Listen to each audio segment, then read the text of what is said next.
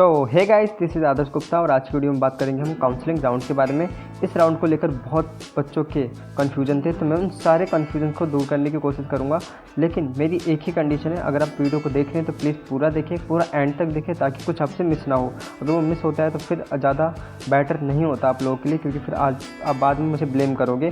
तो इसलिए आप वीडियो को पूरा एंड तक देखना। मैं बहुत जितनी भी चीज़ें आपको बताऊंगा विद इन प्रूफ बताऊंगा, और वो पर्सपेक्टिव से बिल्कुल लेके मैंने सारी चीज़ें बताई आपको शो भी करूंगा एक वैलिड प्रूफ के साथ। तो प्लीज़ आप वीडियो को पूरा देखना और एंड तक देखना। अगर आप पे अभी टाइम नहीं है तो वीडियो को साइड में रख दें, बाद में एक दिन बाद में आप ध्यान से देख सकते हैं। तो पहले हम स्टार्ट करते हैं। पहले तो मैं बात करूँ कि काउंसलिंग राउंड आपका होगा कब, तो ध्यान से सुनना।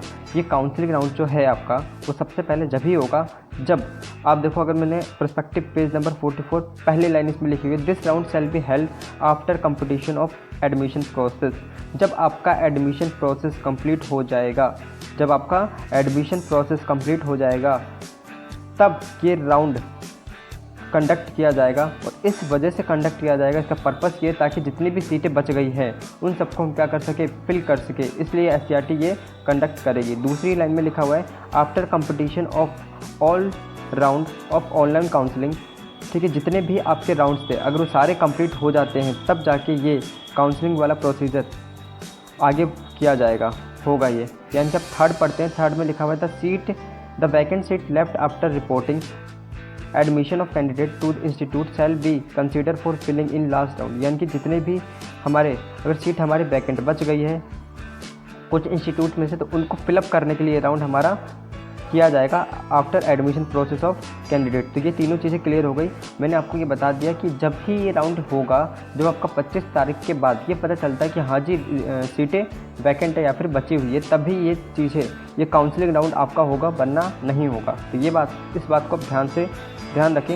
ये जब भी हेल्ड होगा जब आपकी कोई भी सीट बची होगी किसी भी प्राइवेट इंस्टीट्यूट में या फिर गवर्नमेंट इंस्टीट्यूट में, तभी ये कंडक्ट होगा। अगर नहीं बचती है तो सीट ये नहीं होगा, ये बात ध्यान रखिए आप। एंड उसके बाद मैं बात करूँ इसमें आपका है। अब हम बात करते हैं अपना नेक्स्ट एलिजिबिलिटी क्राइटेरिया के बारे में। यानी कि अगर ये हमारा हेल्ड होगा तो इसमें कौन कौन से कैंडिडेट पार्टिसिपेट कर सकते हैं। तो स्टार्ट करते हैं। पेज नंबर 44 प्रोस्पेक्टिव की चौथी लाइन में पढ़ रहा हूँ। उसमें देखिए फोर्थ लाइन में आपका लिखा हुआ है any candidate who was admitted in any round. ठीक है, वो एलिजिबल नहीं होगा इस राउंड के लिए। यह बात आप ध्यान से सुन ले। इस बात का मतलब क्या है, देखिए यहाँ पे एक वर्ड लिखा हुआ है एडमिटेड। इसका क्या मतलब है? इसका मतलब है आपको अगर किसी भी राउंड में कोई भी सीट अलॉट हुई थी, आपने क्या करा, फ्रीज कराने के बाद अपना वेरिफिकेशन वगैरह करा लिया। फिर नेक्स्ट राउंड में आपका अगेन नाम आया, लेकिन आप देखा होगा जिन बच्चों का नाम आया था उसी इंस्टीट्यूट में आया था जिनने फ्रीज करी थी, और उसके आगे एडमिटेड लिखा हुआ आ रहा था, तो वो स्टूडेंट इस राउंड के लिए पार्टिसिपेट नहीं कर सकते। फ्रीज वाले स्टूडेंट इस राउंड के लिए पार्टिसिपेट नहीं कर सकते जिन्होंने डॉक्यूमेंट वेरिफिकेशन कराए थे, जिनके नेक्स्ट राउंड में एडमिटेड लिखा हुआ आ गया था, ये बिल्कुल भी नहीं कर सकते। अगर मैं अब फिफ्थ लाइन की बात करूँ तो उसमें देखिए क्या लिखा हुआ है, all non allotted non verified participate candidate are only eligible to participate in last round. इसका क्या मतलब है मैं समझाता हूँ आपको। देखिए पहले तो इसमें मार्क करा हुआ है नॉन एलोटेड का मतलब क्या है कि पहला राउंड हो गया, दूसरा राउंड हो गया, थर्ड राउंड हो गया।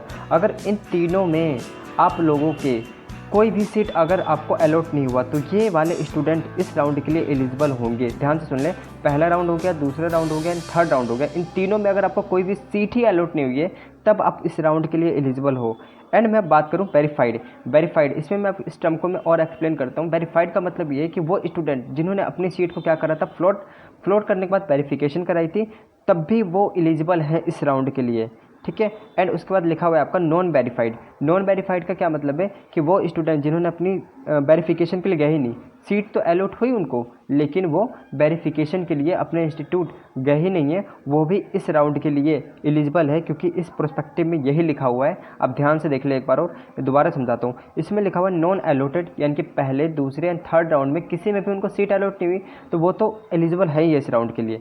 एंड वेरीफाइड का मतलब ये कि आपने फ्लोट करके आपने वेरिफिकेशन करा लिए, वो भी स्टूडेंट इस राउंड के लिए एलिजिबल हैं। एंड उसके बाद हमारा क्या, नॉन वेरीफाइड। तो नॉन वेरीफाइड वाले वो स्टूडेंट है जिनका नाम तो आया था लेकिन उन्होंने वेरिफिकेशन ही नहीं कराया है किसी भी राउंड में, तब भी वो एलिजिबल हैं इस राउंड के लिए। तो इस बात को आप ध्यान रखें, इस राउंड में एक ही लोग एलिजिबल नहीं है, जिन्होंने अपनी सीट फ्रीज करी थी और उन्होंने अपनी सीट को एडमिटेड जिसके आगे लिखा हुआ है इस बात को आप ध्यान रखिए।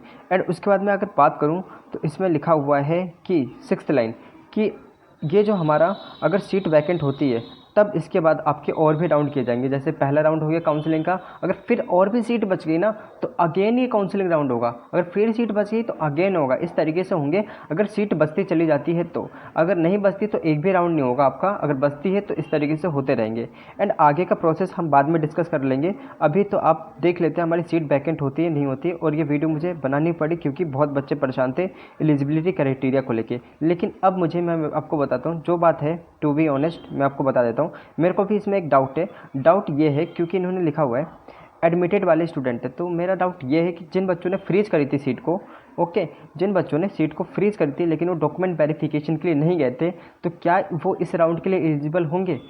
इस बात को लेकर मुझे भी थोड़ा डाउट है। तो एक बार आप क्या करें, मेरे अकॉर्डिंग तो वो मेरे को पूरा इसमें श्योर नहीं हूँ, लेकिन आप क्या करें, जो भी बच्चे ऐसे जिन्होंने सीट को फ्रीज करी थी लेकिन डॉक्यूमेंट वेरिफिकेशन के लिए नहीं गए, एक बार अपने किसी भी आसपास के डाइट कॉलेज में चले जाए, वहाँ पे ये चीज़ आप क्लियर कर लें, क्योंकि ये चीज़ मेरे को भी थोड़ी क्लियर नहीं है। जो डाउट था मैंने आपको बता दिया, उसमें मैंने सब कुछ कवर कर लिया। इसके अलावा कोई ऐसा बच्चा नहीं बचा होगा जो इन सब कैटेगरी से बिलोंग ना करता हूँ। अगर आपको फिर भी कुछ डाउट है ना तो प्लीज़ मेरे से, एंड आप लोग कोई भी अगर डाउट है ना तो प्लीज़ मेरे से कमेंट में पूछ सकते हैं। मैं देखो जल्दी रिप्लाई करने की कोशिश पूरी करता हूँ, लेकिन किसी भी कारणवश नहीं कर पाता तो मैं लेकिन कर ही देता हूँ, लेकिन बाद में सबका कर देता हूँ। तो आप अगर आपको कोई भी डाउट है तो प्लीज़ मेरे से आप कमेंट कर सकते हैं, मैं आपको पूरा रिप्लाई देने की कोशिश करूँगा। एंड अगर मैं बात करूँ आपको, हाँ, तो अगर जिन बच्चों को दिक्कत आ रही है, अगर मेरे को नंबर चाहिए, उनकी बात करनी है मेरे से, तो देखो मुझे नंबर शेयर करने में कोई अपना प्रॉब्लम नहीं है। आप जाए मेरे अबाउट में चैनल के, वहाँ से आप नंबर ले सकते हैं। लेकिन मैं आपको बता देता हूँ, अगर आप नंबर लेते हैं तो फ़ोन कर सकते हैं आप मेरे पे, ऐसा कुछ भी नहीं है। लेकिन अगर मेरा एक फ़ोन अटेंड करने से किसी भी बच्चे का अगर भला होता है तो इससे बढ़िया बात, इससे इंपॉर्टेंट चीज़ मेरे लिए कुछ नहीं हो सकती। आप मेरे पे डायरेक्टली कॉन्टैक्ट करके जो भी आपकी प्रॉब्लम है वो पूछ सकते हैं। ओके, जो बात थी मैंने बता दी आप लोगों को। एंड इसी के साथ मैं वीडियो को यहीं पे रोकता हूँ। और एक चीज़ और कि आप ना थोड़ा पैनिक ना हो, क्योंकि आगे का जो प्रोसेस है वो मैं नेक्स्ट वीडियो में कवर कर लूँगा। वीडियो बहुत लंबी हो जाती है और ये भी नहीं पता भी ये हेल्ड होगा या फिर नहीं होगा राउंड। तो आप देख लें, 25 तारीख का वेट कर लेते हैं, फिर उसके बाद हम आगे का प्रोसेस डिस्कस कर लेंगे, ठीक है। तो और हाँ, एक और चीज़ था कि बच्चे ये पूछ रहे थे सर क्या हमें ये इस राउंड में फिल चॉइस का ऑप्शन आएगा? तो मेरे अकॉर्डिंग तो आएगा, क्योंकि पर्सपेक्टिव में लिखा हुआ है। ओके, और बाकी देखते हैं हम। एंड इसी के साथ वीडियो समाप्त करते हैं। See ya, have a good day and take care, bye bye.